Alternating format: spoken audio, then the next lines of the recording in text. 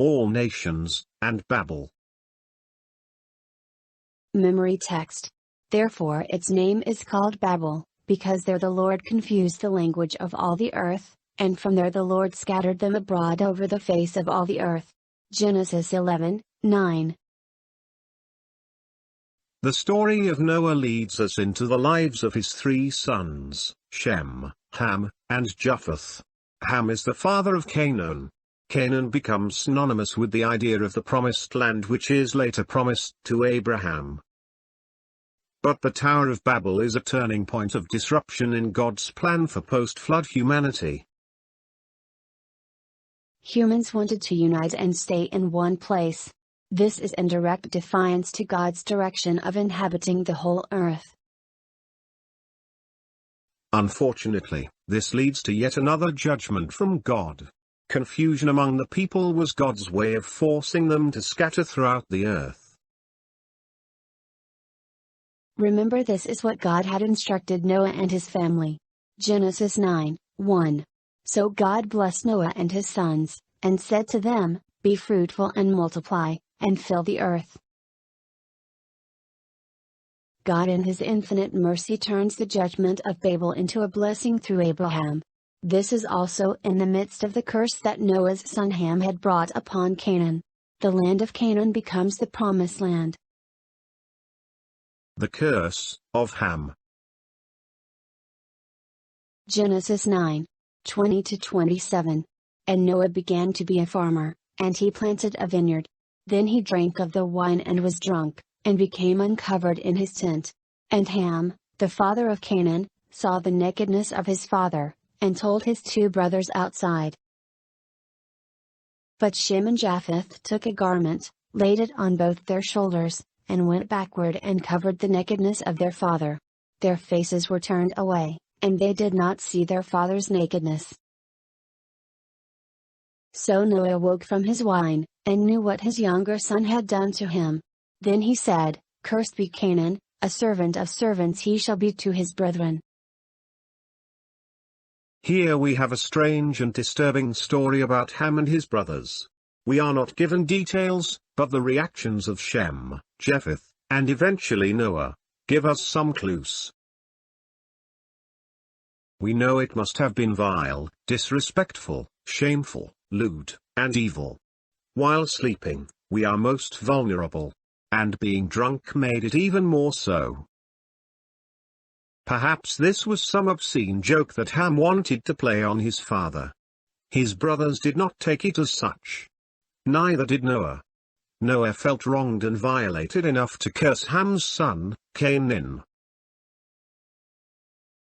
When looking back on Adam and Eve's sin, along with Ham's, we realize that each involved enjoying fruit. Noah got drunk off the wine from his vineyard. Adam and Eve were naked and ashamed. Noah apparently suffered the same fate. Adam and Eve tried fig leaves to cover themselves. Shem and Japheth cover their father from his shame. As Adam, Noah's fate also came with a curse. Cain had shown a complete disrespect to his parents. Ham does the same. Ham's future is now condemned. Exodus 20:12. Honor your father and your mother, that your days may be long upon the land which the Lord your God is giving you. Through the conquering of the land of Canaan, the descendants of Shem and Japheth will enter the promised land. When looking back at many of the heroes of the Bible, including Noah, they all had flaws. Their walk with God was not always perfect. Although this gives us a glimpse of grace, it also shows how quickly we can fall out of a Christian life. Be diligent with prayer and Bible study to keep God's grace close. The Genesis genealogy. In Genesis, we are introduced to the first genealogy records in the Bible. They must have been considered very important to take up quite a bit of space. Even though it might seem boring to read them, they are there for several reasons. We can learn quite a lot of history when reading them. These historical records also tell us who was alive or dead, as the first time periods take place.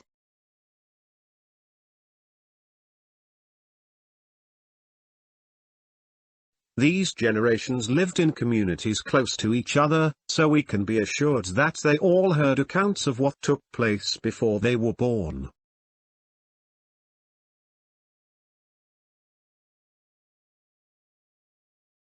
By seeing the ages of people and length of life, we learn how all humans on earth were interconnected from one generation to the next.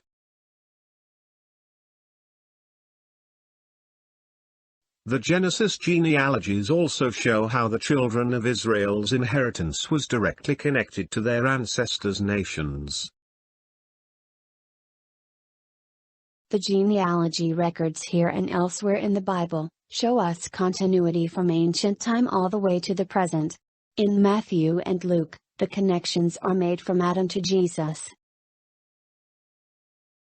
It can solidify our faith in the Bible to see history as something in real terms, and how Jesus fulfills prophecy perfectly. Luke gives a different genealogy than Matthew.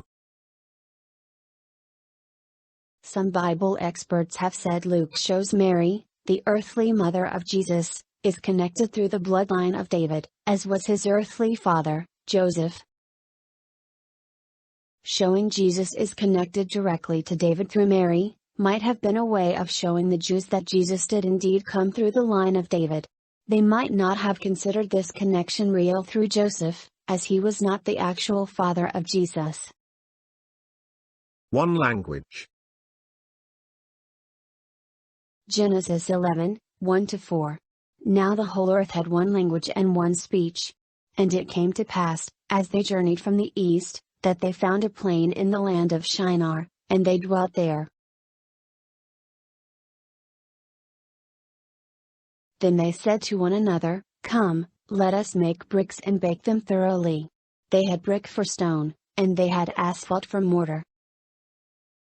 And they said, Come, let us build ourselves a city, and a tower whose top is in the heavens. Let us make a name for ourselves, lest we be scattered abroad over the face of the whole earth. Contrary to what we have seen in movies and pictures, the population of the world was relatively small. Remember, this incident occurred about 100 years after the flood. So, we have a population that came out of only 8 people over 100 years. Perhaps 70 men, along with women and children. This number 70 is repeated throughout the Bible. Perhaps from this 70, we have what became 70 nations of the world. Disrupting the one language was an act of God to not only punish man, but to deter their sin. The people at this time once again wanted to do things for themselves. Not only be their own gods, but to replace the living God. Perhaps they thought a tower would be tall enough to save them from another disastrous flood.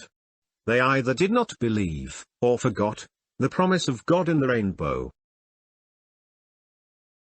The tower would appear to go to heaven, and be a way of uniting the people in this false worship.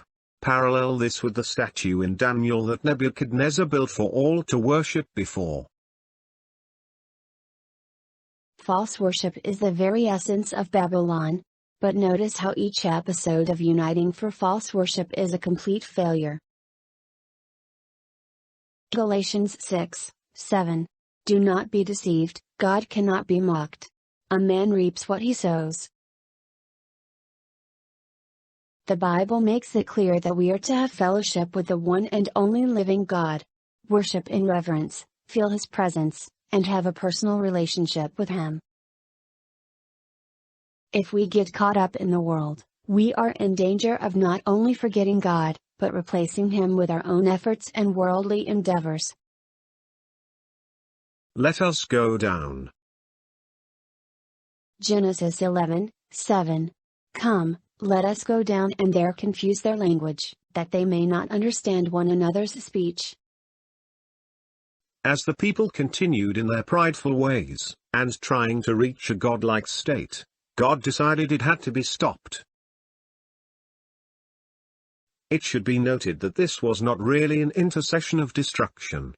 It was as gentle as God could make it, confusing the language. God had to show that only He was supreme. This had the effect of immediately stopping the people's actions, as well as scattering them. God had to come down, as man's futile attempt to reach heaven would never work. God could not meet man in heaven. This also shows that God will come to man to interact and be involved. He did not have to come down. It does show the love of a God that does not just act on impulse. God cares enough to come to us. He wants to stop us from continuing in our evil. Later on, God provides the ultimate visit on earth. He sends His Son Jesus to be born, walk among men, then die for their sins. We need to keep remembering that all the efforts of people to save themselves will be futile, and are products of evil. Matthew 1:23. The virgin will conceive and give birth to a son, and they will call him Emmanuel, which means God with us. The redemption of the exile.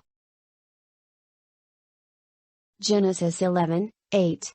So the Lord scattered them abroad from there over the face of all the earth, and they ceased building the city. In the original design of God, humans were to multiply, and fill the earth. God had made a beautiful world for humanity to take care of, and enjoy. The people revolted against this, wanting to stay in one place, completely defying God. God's perfect plan was for the blessing of the world. Humanity could not be good caretakers of this earth if they stayed in one small place. Not only did they stay in one place, but they did it with an evil intent. For these reasons, God had to scatter them. This scattering could be looked upon as a plan of salvation. That the people would stop their evilness, and begin to love God and partake of the bountiful goodness provided on the earth. Each time God scatters His people, it is an act of salvation. A punishment, but a punishment with a purpose. Adam and Eve could not stay alive in a perfect, sinless garden. Noah and his family were to go into the ark to save them. Abraham was called to leave his home as a way of blessing the whole earth.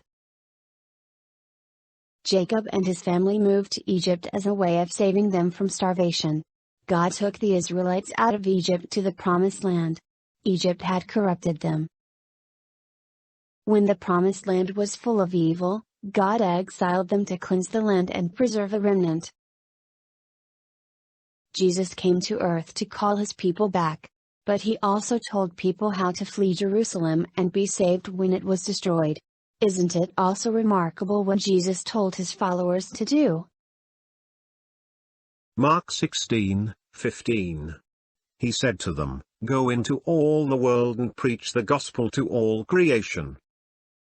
He now in a sense, scatters us to spread the gospel for the salvation of others.